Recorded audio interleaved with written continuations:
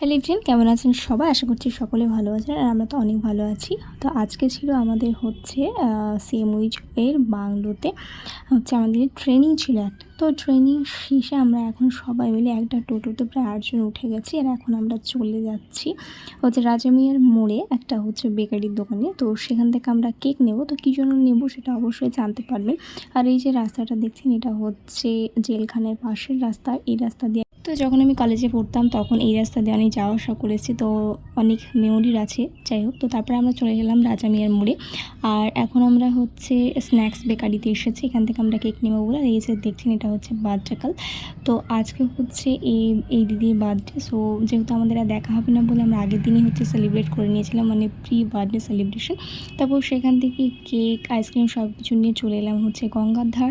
আর গঙ্গার ধারে এসে কেক না কেটে আগে আমরা আইসক্রিম খেয়ে নিলাম। আইসক্রিম খাচ্ছিলাম আর হচ্ছে এই নদীর পাশে বসে যে ঠান্ডা বাতাস সেটা হচ্ছে ফিল করছিলাম।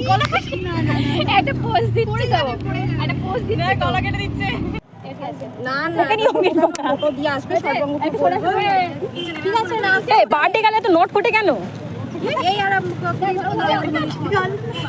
আমাদের কিউট বার্থডে তো উঠছে না ভাই।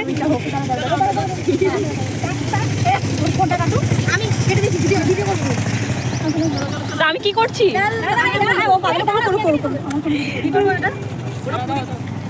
Happy birthday to you, happy birthday to you, happy birthday dear শুভমাদি, হ্যাপি বার্থডে। এবার ফার্স্ট কেক ও কাকে খাওয়াই দেখছি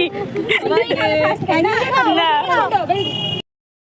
তারপরে এদিকে কেক কাটা হয়ে গেল আর সবাই হচ্ছে কেক ভাগ করছে। আপনারা এটা দেখে কিন্তু হাসবেন না, কারণ আমরা হাতের লেগে হিসেবে জলের অভাব ছিল বলেই কিন্তু আমরা আইসক্রিম যে কাপে করে খেয়েছি সেই কাপে করে হচ্ছে আমরা কেকটা খেয়ে নিলাম। আর এইভাবে করে হচ্ছে আজকে শুভমাদির বার্থডেটা সেলিব্রেট করলাম, কিন্তু একটা অন্য রকমের মজা হলো সেলিব্রেট করতে। তো সকলে ওনার জন্য প্রে করবেন। দেখা হবে অন্য একটা ব্লগে।